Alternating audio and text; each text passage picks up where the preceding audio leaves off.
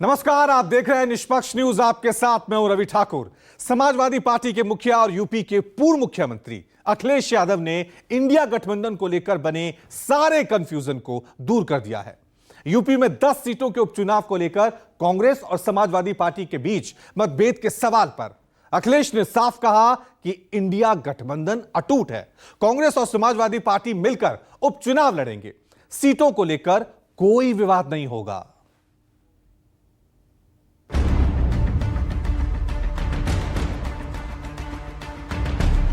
हरियाणा चुनाव में कांग्रेस की हार के साथ ही इंडिया गठबंधन की एकजुटता पर आशंकाओं के बादल मंडराने लगे। यूपी में 2 लड़कों की जोड़ी के भविष्य पर भी संदेह खड़े होने लगे। वजह ये कि समाजवादी पार्टी ने यूपी में होने वाले 10 विधानसभा सीटों के उपचुनाव के लिए 6 उम्मीदवारों की लिस्ट जारी कर दी।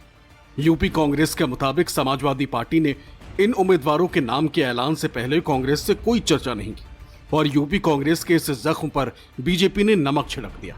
लेकिन अपने पिता की पुण्यतिथि पर श्रद्धांजलि देने पहुंचे अखिलेश यादव ने यह कहकर विरोधियों की बोलती बंद कर दी कि इंडिया गठबंधन अटूट रहेगा, समाजवादी पार्टी और कांग्रेस की दोस्ती कायम रहेगी। 2 लड़कों की जोड़ी बीजेपी के मंसूबों को कामयाब नहीं होने देगी।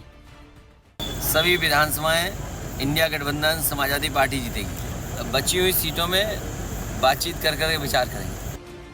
यह सच है कि यूपी में समाजवादी पार्टी का आधार कांग्रेस से बड़ा है, लिहाजा अगर वो ज्यादा सीटों पर चुनाव लड़ती है तो इसमें हैरत की कोई बात नहीं।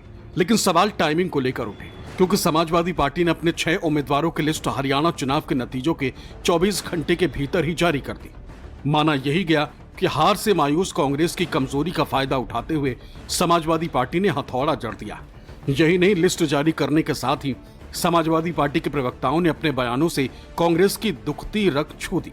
दलील ये कि हरियाणा के नतीजे इस बात के सबूत हैं कि कांग्रेस क्षेत्रीय दलों के सहयोग के बिना बीजेपी को नहीं हरा सकती।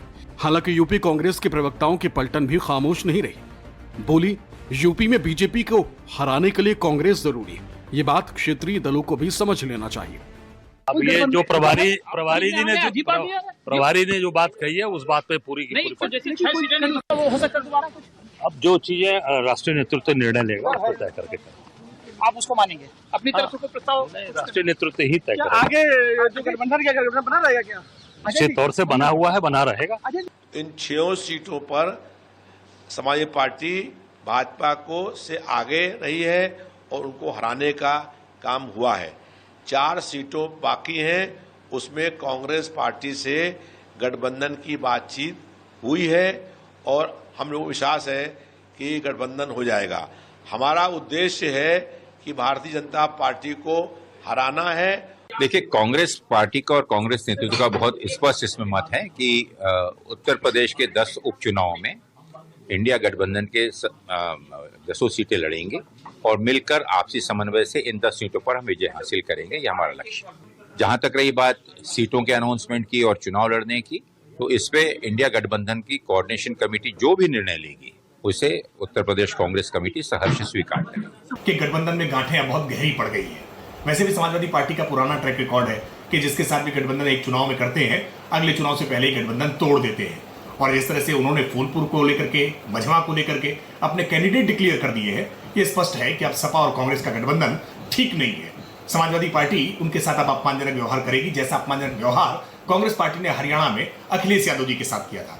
लेकिन वो गठबंधन करे या ना करे, भारतीय जनता पार्टी अपने गठबंधन के साथ बहुत मजबूती के साथ तैयार है। जहां पर समाजवादी पार्टी को अपने प्रत्याशी उतारने हैं, वहां पर उन्होंने घोषणा की है।